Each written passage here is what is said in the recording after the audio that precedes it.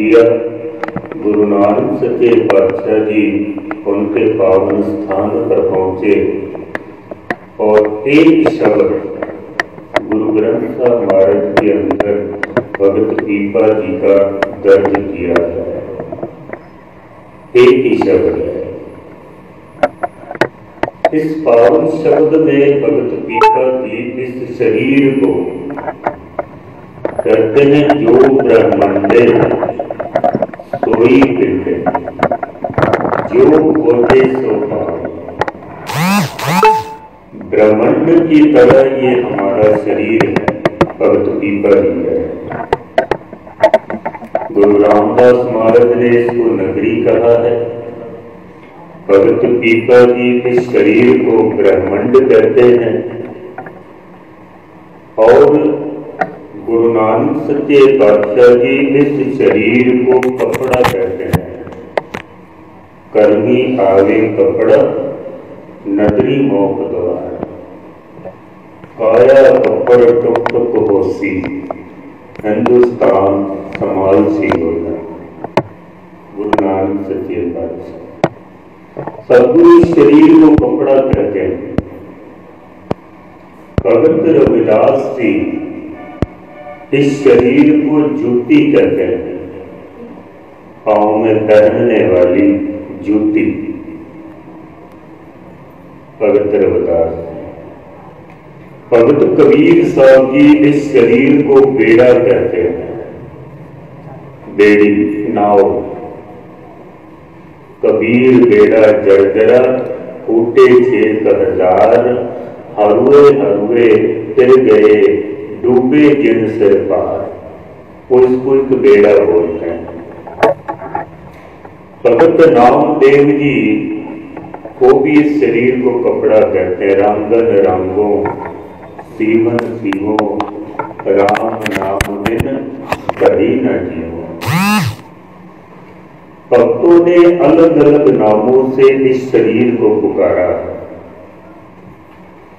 गुरु रामदास महाराज सच्चे पातशाह जी इस शरीर को कहते हैं कि ये एक नगरी है, इसकी खोज करनी है। प्राप्त क्या होगा? गुरुमत नगरी खोज खोजाई, हर हर नाम पदार्थ पाई। हरि परमात्मा के नाम की प्राप्ति होगी, लेकिन कब होगी? जब हम गुरु की मत लेकर इस हृदय रूपी नगरी की जब हम खोज करेंगे। गुरु मत, गुरु की मत लेकर, मत बुद्धि को कहते हैं। गुरु की बुद्धि लेकर, गुरु की अकल लेकर, गुरु की समझ लेकर जब हम इस हृदय नगरी की खोज करेंगे तो प्राप्ति होगी। गुरु अर्जन देव महाराज कहते हैं, नवनिध अमृत प्रभु का नाम देही में इसका विश्राम। नौ खजानों वाला जो परमात्मा का नाम है उसकी प्राप्ति हमें होगी। गुरुद्वारे हम आए हैं किस लिए? कभी विचार किया? महाराज कहते हैं तू गुरुद्वारे आया है गुरु की मत लेने के लिए, गुरु से बुद्धि लेने के लिए आया है। गुरुद्वारे के अंदर देखने में ऐसा आता है कि हम आए यहाँ पर गुरु की मत लेने, गुरु से अकल लेने, पर यहाँ आकर लोग गुरु को अकल देने लग जाते हैं। आए थे अकल लेने के लिए और यहीं आकर हम अकल देने लग जाते हैं। मैं बड़ी दफा हैरान हो जाता हूँ, वो लोग जो कुछ नहीं जानते धर्म के बारे में या कथा के बारे में या कीर्तन के बारे में, वो भी हमें अक्ल देने लग जाते हैं, ज्ञान जी कथा ऐसे किया करो, कथा में ये जरूर बोला करो, कथा में ये आपने क्या बोल दिया, अब तुझे समझ नहीं आया, मैं क्या कर सकता हूं उसमें। लेकिन लोग अक्ल देने के लिए आ रहे हैं, लेने के लिए नहीं।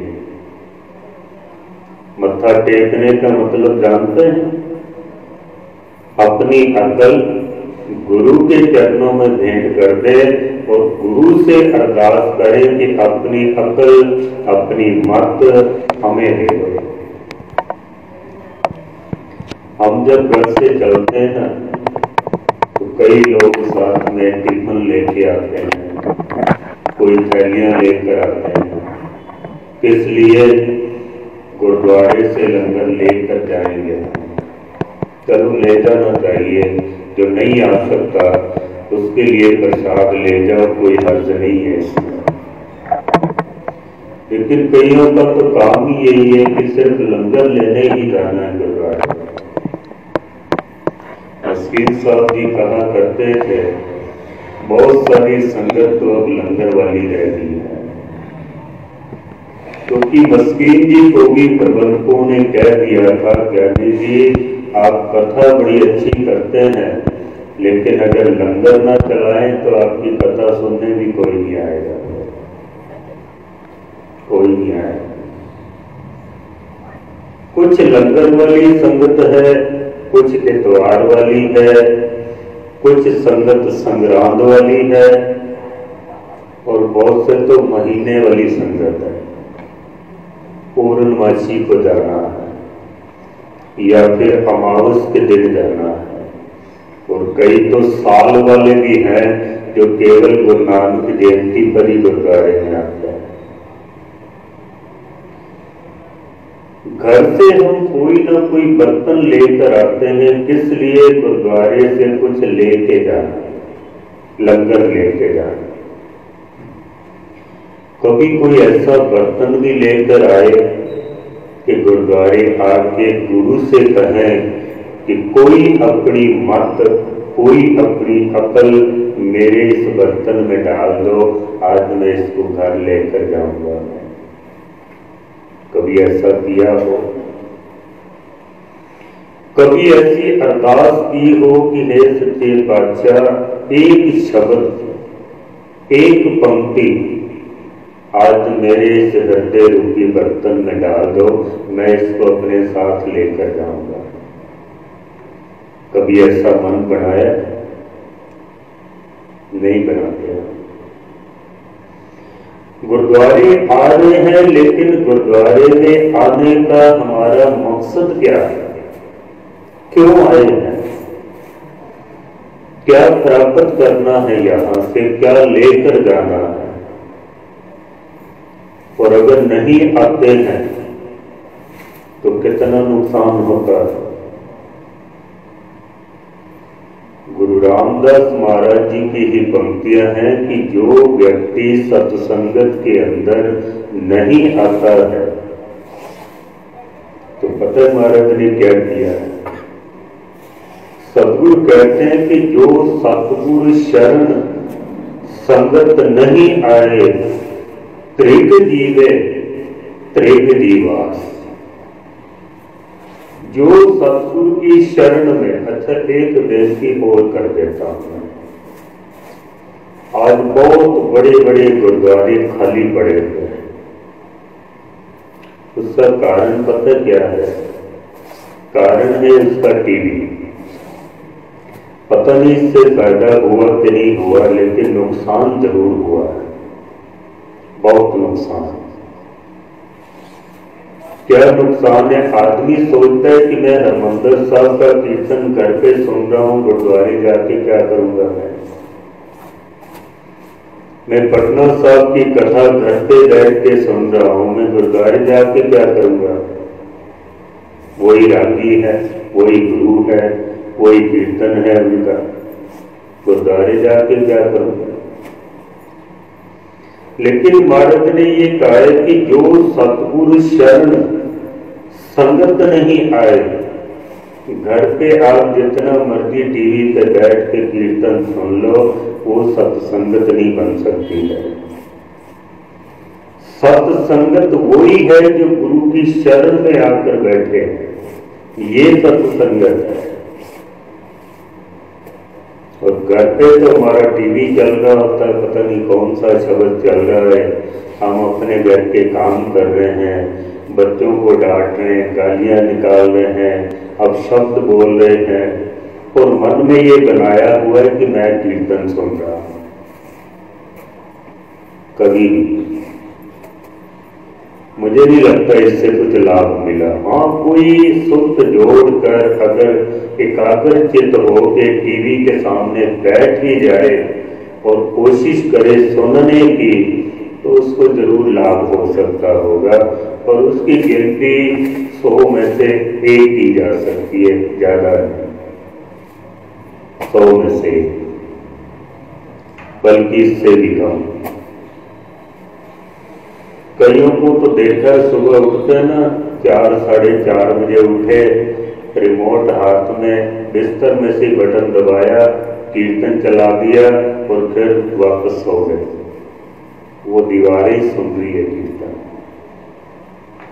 एक वहम पड़ गया कि मैं कीर्तन सुन रहा हूं, घर में कीर्तन चल रहा है।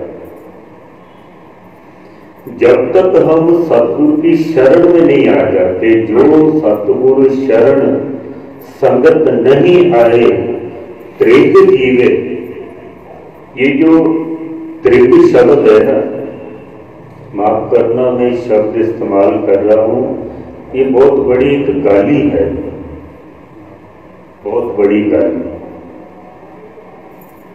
जैसे हम किसी को गाली निकालते ना, फिटे हुए,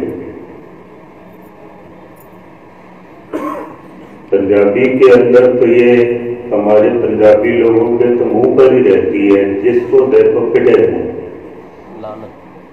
अगर इसके अर्थ करें ना, तो पता है इसके अर्थ क्या होते हैं? तेरे मुंह पे कोड़ पड़ जाए और तेरा मुंह फट जाए, इतनी बड़ी गाली। पर हमारी जबान पर ही है, बच्चों को, बड़ों को फिटे हुए। विद्वान कहते हैं कि अगर किसी को 100 बार फिटे मुंह कहना हो, 100 बार फिटे मुंह कहना हो, तो उसको 1 बार कह दो लानत है तुझे।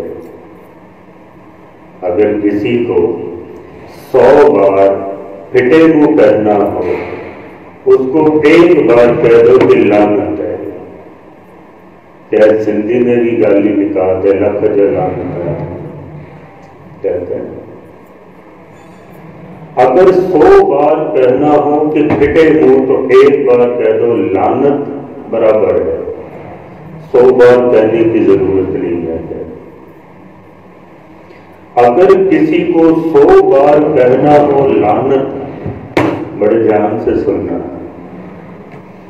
अगर किसी से 100 बार कहना हो कि लानत है, तो उसे 1 बार कह दो त्रिग है, धिक्कार है। अगर 100 बार कहना हो फिटे मुंह, तो 1 बार कह दो लानत। अगर 100 बार कहना हो लानत, तो 1 बार कह दो त्रिग, धिक्कार।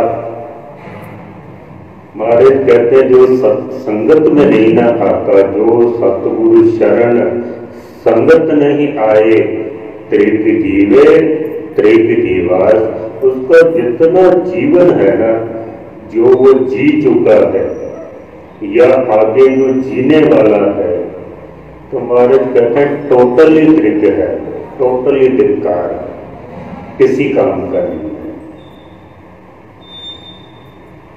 सत्संगत में क्यों आए हैं, किस लिए आए हैं, यहां आने का हमारा मकसद क्या है, क्या प्राप्ति करनी है जो संगत में आना है। गुरु रामदास महाराज सच्चे पातशाह जी कहते हैं, सत्संगत में आया गुरु की मत लेने के लिए, गुरु मत नगरी खोज कर जाए। गुरु की मत लेने के लिए आए हैं, ना कि देने के लिए। आदमी यहाँ आकर ही अपनी मत का बड़ा इस्तेमाल करने लग जाता है। हर किसी को हम समझाने बैठ जाते हैं, आए मत लेने के लिए और लगे मत देने के लिए। सद्गुरु सच्चे पातशाह जी कहते हैं कि जब तक गुरु की मत नहीं ना लेगा, तेरा कोई भी काम, चाहे वो छोटा है चाहे वो बड़ा काम है, जब तक उसमें गुरु की मत नहीं ना होगी, तेरा काम कोई सफल नहीं हो सकता है, कोई ठीक नहीं होगा। जब जब भी मनुष्य ने अपनी मत के साथ कोई काम किया है, तब तक उसमें बेशुमार गलतियां हुई है। उसमें एक नहीं, बेशुमार गलतियां हुई हैं। मैं पढ़ रहा था हमारे देश का जो कानून है ना, इस कानून के अंदर कम से कम 400 बार इसमें संशोधन हो चुका है। 400 बार, यानी 400 गलतियां उसकी ठीक की जा चुकी हैं। और अभी तो ज्यादा टाइम नहीं हुआ हमारे देश का कानून बने हुए, और अभी उसमें ना जाने और कितनी गलतियां हैं, क्योंकि ये समय के साथ साथ ये कानून बदलते रहेंगे, इनमें संशोधन होता रहेगा। ऐसे हम कभी नहीं कह सकते कि ये कानून एक दिन 100% सही बन जाएगा, नहीं कह सकते। यहां तक कि आदि काल से अगर हम देखें तो मनुष्य ने जितने भी कानून बनाए हैं, उन सभी के अंदर कोई ना कोई गलतियां रहती हैं, बल्कि वो सब बंधन थे वो। और इसीलिए अवतारों को, गुरुओं को, पीर पैगंबरों को, संतों महापुरुषों को संसार में आना पड़ा। क्यों? क्योंकि मनुष्य की मत ने जो भी कानून बनाए हैं, जो भी नियम बनाए हैं, उन सबको ठीक करने के लिए आना पड़ा है। गुरु गोविंद सिंह महाराज खुद कहते हैं कि यही काज तरा हम जन्मन, समझ ले दो साधु सब मनमन, धर्म जलावन संत उबारन, दुष्ट सदन को मूल उबारन। संसार में आना पड़ा क्यों? क्योंकि संसार के लोगों ने जो अपनी मत से जो कानून बनाए ना, वो ठीक नहीं थे। और आप अगर गुरु अमरदास महाराज जी का जीवन पढ़ें, सती प्रथा, दहेज प्रथा, पर्दा प्रथा, पत्नी कितने तरह की प्रथाओं को गुरु अमरदास महाराज ने बंद किया।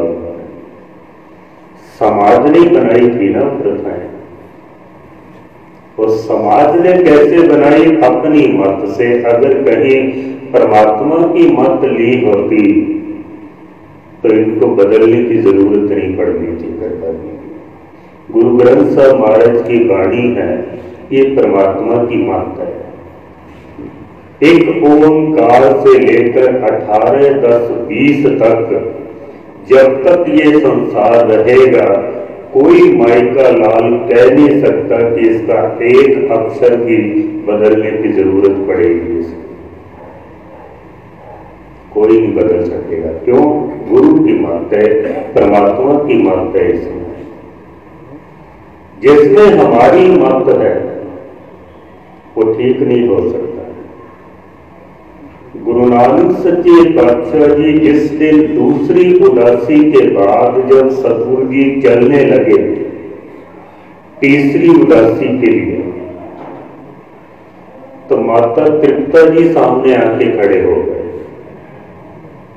और माता तृप्ता जी कहते हैं कि बेटा, संसार को उपदेश देना, संसार को ज्ञान देना या संसार का उद्धार करना, यही तुम्हारा धर्म नहीं है। परिवार के साथ रहना भी तुम्हारा धर्म है। तुम्हारी माँ है, तुम्हारी पत्नी है, बच्चे हैं, पिता है, रिश्तेदार हैं, उनके बीच में रहना भी तो तुम्हारा धर्म है। गुरु नानक सच्चे पातशाह कहते हैं, मां मैं कभी परिवार से बिछड़ा ही नहीं हूं, मैं कभी बिछड़ा ही नहीं। माता तृप्ता जी हंसने लग गया, कहते हैं तेरी बातें मेरी समझ में नहीं आती हैं, तो बातें करता है बड़ी अजीब, तू क्या बोलता है कुछ पता नहीं चलता, 12-12 साल तक तेरा पता नहीं होता तू कहाँ है, और तू कह रहा है कि मैं परिवार से कभी बिछड़ा ही नहीं हूं। गुरु ग्रंथ साहब महाराज कहते हैं कि भक्तां ते संसारियां जोड़ कदे ना आया, तालमेल नहीं बैठता, हमारा संबंध नहीं बैठता। मस्जिद साहब जी कहा करते थे, एक जो संत है वो संसार के लेवल से ऊपर की मत रखता है, ऊपर की अकल। एक पागलों का तबका है वो संसार के लेवल से नीचे की मत, डाउन। जो आम दुनियादारी है उनके पास एक नॉर्मली मत है, नॉर्मली समझ है, वो ना संतों के साथ मेल खाती है ना पागलों के साथ मेल खाती है। तो दुनिया ने क्या किया, पागलों को भी शहर से बाहर निकाल दिया और संतों को भी शहर से बाहर निकाल दिया, दोनों को पागल करार दे दिया। भगत कबीर साहब को तो गिला भी करना पड़ा कि लोग कहें कबीर गौराना, कबीर का मरम राम पहचाना। अगर कबीर साहब पागल है, गौराना पागल हो गए, अगर कबीर पागल है तो दुनिया में कोई शख्स समझदार नहीं हो सकता, कोई भी नहीं। गुरु नानक सच्चे बादशाह से लोगों ने कह दिया था, कोई आके आदमी को कहे बेताला, बेताला किसको कहते हैं, जो ताल में नहीं है, पागल है। कोई आके पूतना को कहे बेताला, कोई आके आदमी नानक बेचारा। गुरु नानक सच्चे पातशाह भी से भी कह दिया, इसीलिए गुरु नानक सच्चे पातशाह को कईयों ने पत्थर मारे हैं, कईयों ने शहर में घुसने नहीं दिया। अब पढ़ के देखो गुरु नानक सच्चे पातशाह का इतिहास, हैरान हो जाते हैं लोग, गालियां निकालते हैं, पत्थर मारते हैं, शहर में कोई रहने नहीं देता है, फिर भी गुरु नानक सच्चे पातशाह का शौक कि वो अकाल पुरख वाहिगुरु का जो उपदेश है वो लोगों में बांटने के लिए जा रहे हैं। आजकल हमारी लाइन की जो है ना रागी प्रचार, थोड़ी सी बेटा कम मिल जाए कहते हैं प्रचार बंद करेंगे हम, तो थोड़ा सा कहीं कोई तकलीफ हो जाए आदमी कहता है बेकार काम है ये। गुरु नानक सच्चे पातशाह पत्थर खा के भी लोगों को जगाने का काम, परमात्मा का उपदेश देने का काम करते हैं। इसलिए ये बड़ी कठिन घाटी है, एक अवगढ़ घाटी राम की, चढ़ रहे हो कबीर, बड़ा मुश्किल मार्ग है ये। तो गुरु नानक सच्चे पातशाह जी कहते हैं कि मैं अपने परिवार से कभी बिछड़ा ही नहीं हूं। माता तृप्ता जी कहते हैं तेरी बातें मेरी समझ में नहीं आती,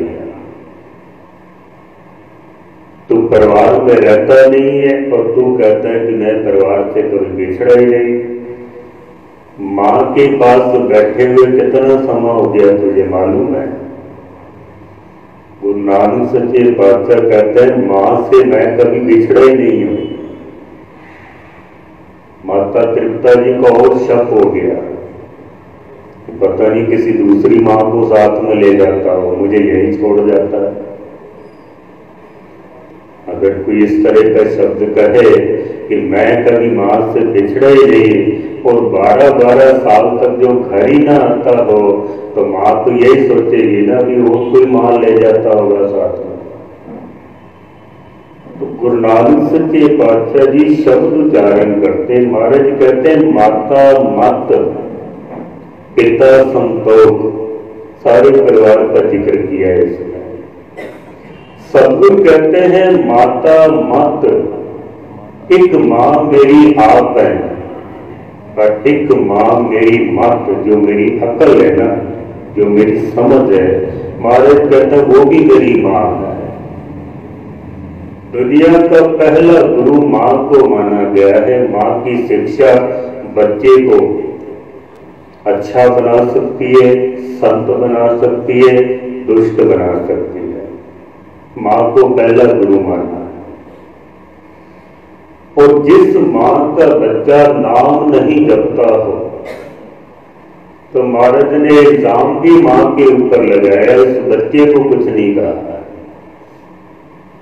जिन हर हृदय नाम न बस्यो तिन मात कीजे हर बंध।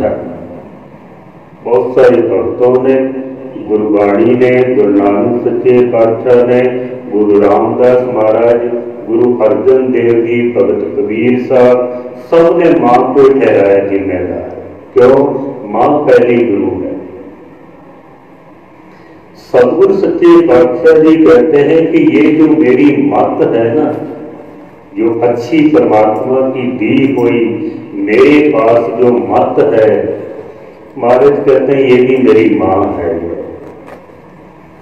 अगर किसी बच्चे की माँ बचपन में जन्म दे के गुजर जाए, मर जाए, तो वो बच्चा फिर भी संसार में जीने के कुछ ऐसे वसीले ढूंढ लेता है। बहुत सारे अनाथ बच्चे होते हैं, माँ बाप मर जाते हैं, वो फिर भी पल के बड़े हो के अच्छे बन जाते हैं। शरीर रूपी माँ अगर किसी की मर जाए ना, तो बच्चा फिर भी समाज में जी सकता है, किसी ऊंची पदवी तक पहुंच सकता है। पर जिस व्यक्ति की मत रूपी माँ अगर मर जाए ना, वो आदमी कभी संसार में सही ढंग से जी नहीं सकता है, वो जी नहीं सकेगा। शरीर रूपी माँ अगर नहीं है तो बच्चा पल सकता है, बड़ा हो सकता है, कामयाब हो सकता है। पर जिस व्यक्ति की मत मर जाए ना, मत रूपी जिसकी माँ मर जाए, वो आदमी कभी जीने में सफल नहीं हो सकता है। जिसकी मत मर जाएगी ना, वो फिर अमृत नहीं पिएगा, वो फिर शराब पिएगा। जिसकी मत मर जाएगी ना, वो अमृत रूपी दूध नहीं पिएगा, वो फिर शराब पिएगा। और महाराज तो कहते ही हैं कि जित पीते मत दूर होए, बरल पवे विच आए, अपना पराया न पछाणे, खसमों धक्के खाए। शराब पीने से अगर मत मर गई, आदमी शराब पिएगा, शराब पिएगा तो अपने पराये का कोई भेद नहीं रह जाएगा।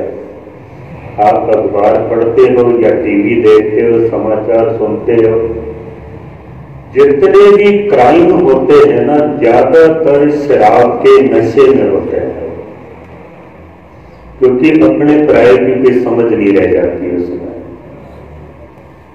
बहुत सारे धार्मिक ग्रंथों ने शराब के ऊपर पाबंदी लगाई। इस्लाम को आप देखो, मांस खाने की इजाजत देता है इस्लाम, लेकिन शराब पीने की नहीं देता। इस्लाम का ये कानून है कि अगर एक बूंद शराब की आपके शरीर के ऊपर गिर जाए ना, तो उस जगह को काट कर फेंक देना चाहिए, क्योंकि वो इतनी अपवित्र हो जाती है वो जगह जहां एक बूंद शराब की गिर जाए। पर लोग अपने अपने हिसाब से मतलब निकाल लेते हैं। मेरा एक मित्र था, मुसलमान ही था, वो शराब पीने लग गया। मैंने उससे कहा कि इस्लाम में तो ऐसा लिखा हुआ है कि अगर एक छींट या एक बूंद कहीं शराब की शरीर पे गिर जाए तो उस जगह को काट देना चाहिए, और तो पूरी बोतल ही पी जाता। वो कहता भी शरीर के ऊपर गिरने के लिए कहा है, अंदर डालने के लिए थोड़ी मना किया है। अपने अपने हिसाब से मतलब निकाल लेते हैं। लेकिन शराब के ऊपर पाबंदी इसीलिए लगाई है, गुरु ग्रंथ साहब महाराज भी इसीलिए बार बार कहते हैं कि ये जो झूठा मदमूल न पीते ही जेका पार वसाए। ये झूठी शराब पीने से मत आदमी की अगर है थोड़ी बहुत, वो भी मर जाएगा। जित पीते मत दूर हो, बरल पवे विद्या, बरल कहते हैं पागलपन को। आदमी को अपने पराये का भेद नहीं रह जाता है। और एक विद्वान तो ऐसा कहता है कि समुद्र के अंदर कितना पानी है हम उसका अंदाजा नहीं लगा सकते। समुद्र में कितना पानी है, पर वो कहता है कि आज तक के इतिहास में समुद्र ने इतने लोगों को डुबाकर नहीं मारा जितने लोग शराब के छोटे से प्याले में डूबकर मर गए हैं। समुद्र ने इतने लोगों को डुबोकर नहीं मारा जितने लोग शराब के छोटे से प्याले में डूबकर मर गए हैं। वो कहता है कि भरा है जहर शीशे में, छुपी है आग पानी में, गिलासों में जो डूबे हैं वो कहां उभरे जिंदगानी में। ये कहता है कि जो आदमी शराब के गिलास में डूब गया ना, वो कभी भी बच नहीं सकता है। पानी में अगर आदमी गिर जाए ना, डूबने लगे, तो ऐसा माना जाता है कि पानी 3 बार उसको उछाल के बाहर फेंकता है।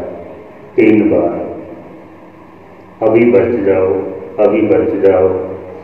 फिर भी ना बचे तो उसकी अपनी किस्मत है।